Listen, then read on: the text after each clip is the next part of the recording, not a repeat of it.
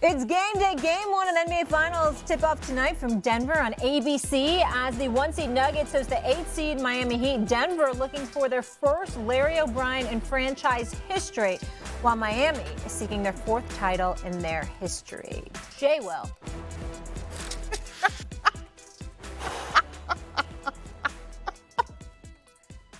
Stephen A.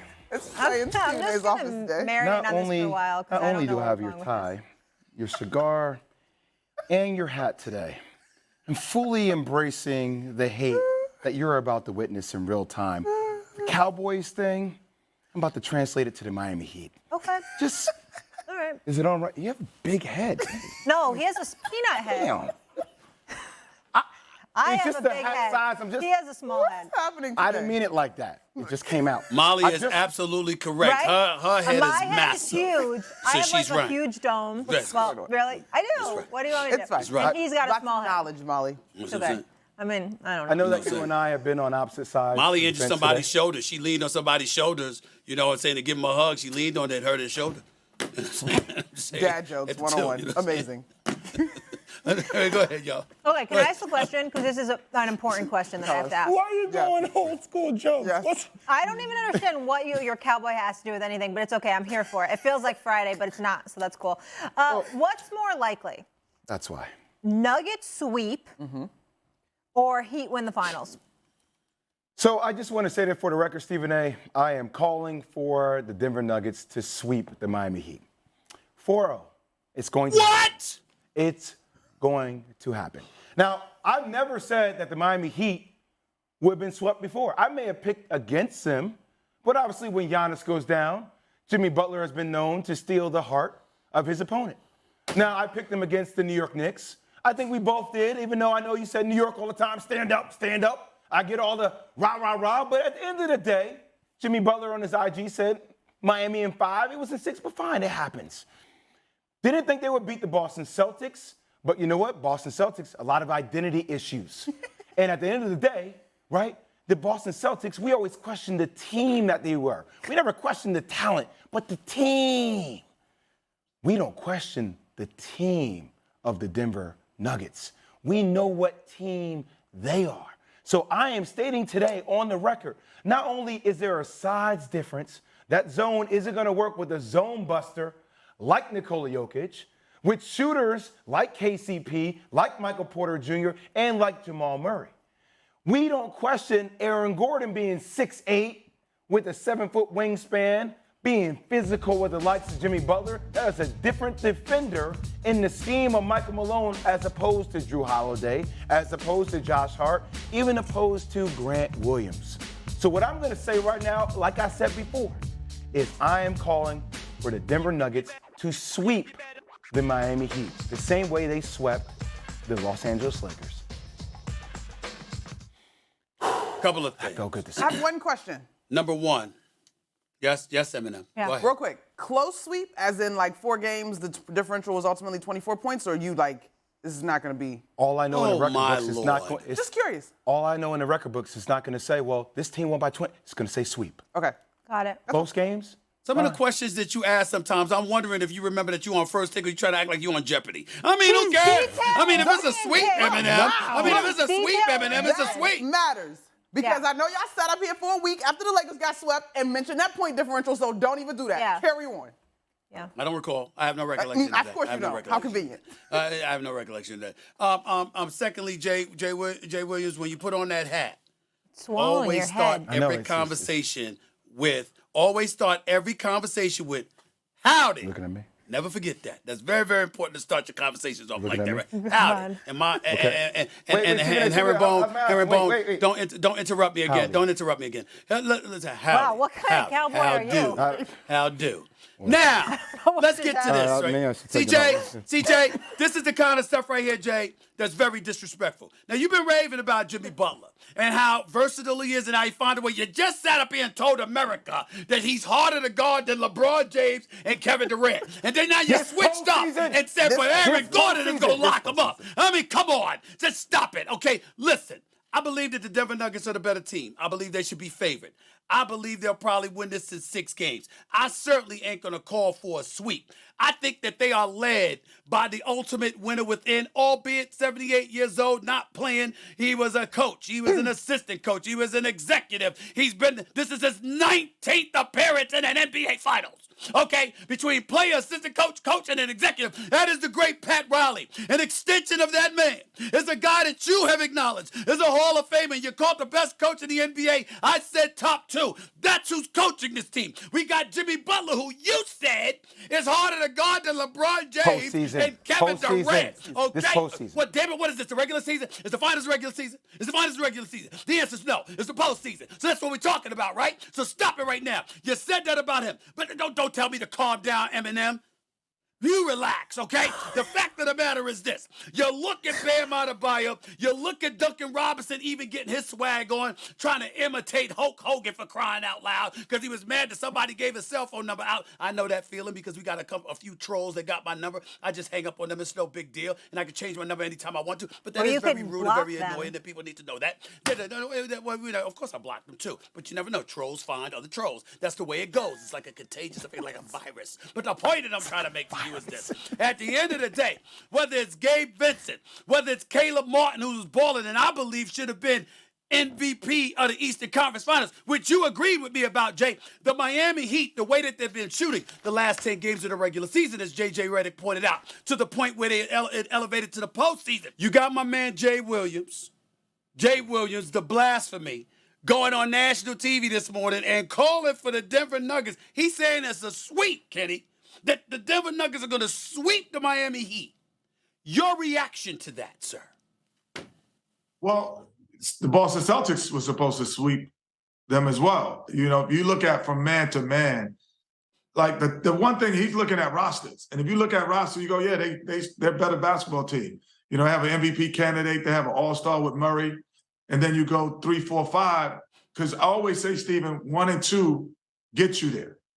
That's Murray and Joker. But 3, 4, 5, 6 wins you championships. So that's Porter, that's Gordon, that's KCP, and Green. Like those are the guys that will win championships.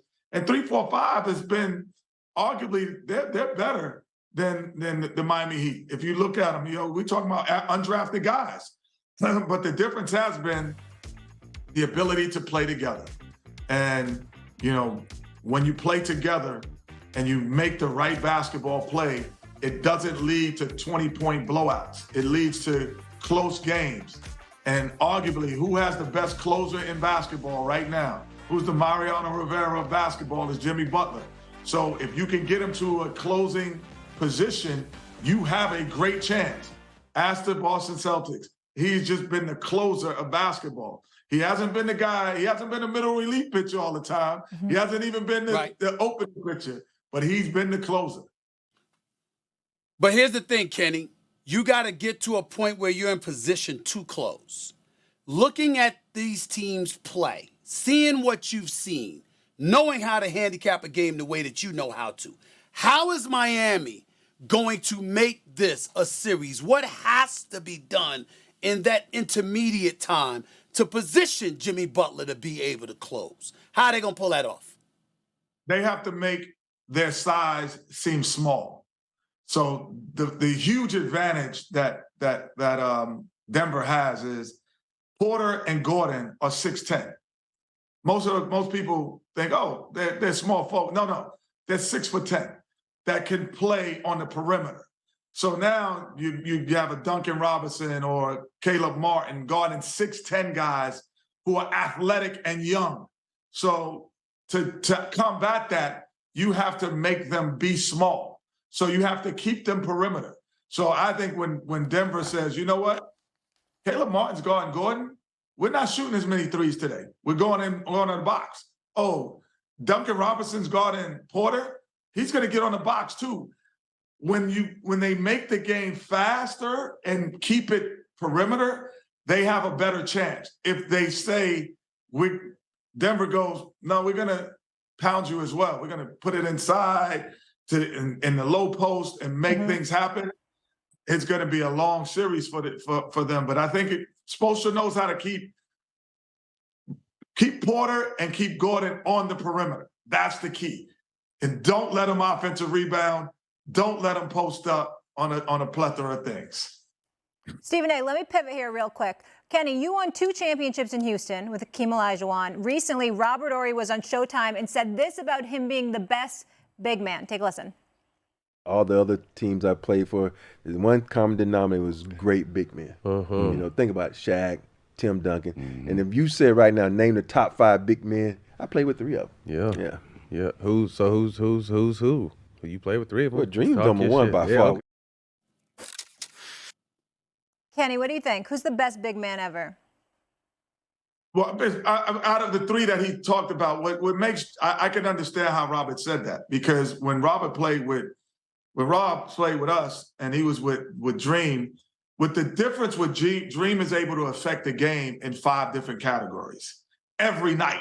So everyone talks scoring, rebound, and assist. He did that. He could lead assists, but defensively, he could affect the game, and also pace of the game, he could lead you, and also leadership.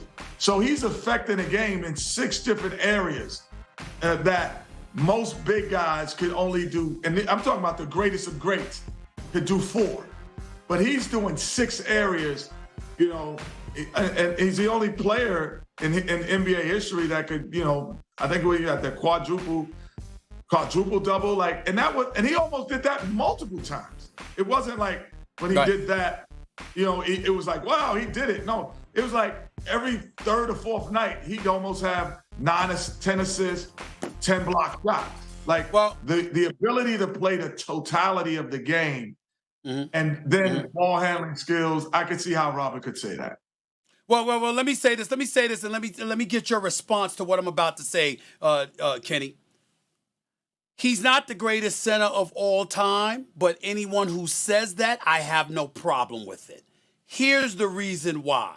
You talked about the multitude of the categories that Olajuwon was obviously very prevalent in, right? Leadership was an issue with some of those dudes, those other dudes that we talk about. There was somebody else that led the way. This is the man that led the league in rebounds twice, led the league in block shots 3 times. We know before the last few years, as his career winded down, he was good for 25 and 11. He spent the first 12 years in the league averaging at least 11 rebounds per game, okay? We look at that. Here's the greatest compliment, I believe, no one has ever really said it about Olajuwon, but it's the absolute truth, Kenny. He was drafted before Michael Jordan. And no one blinks. We know who was number 2. It was Sam Bowie. When you think about the fact that Portland passed up on Jordan, you know, some people felt that, you know, everybody that was associated with the Portland Trailblazers should have been fired twice because they passed up on Jordan.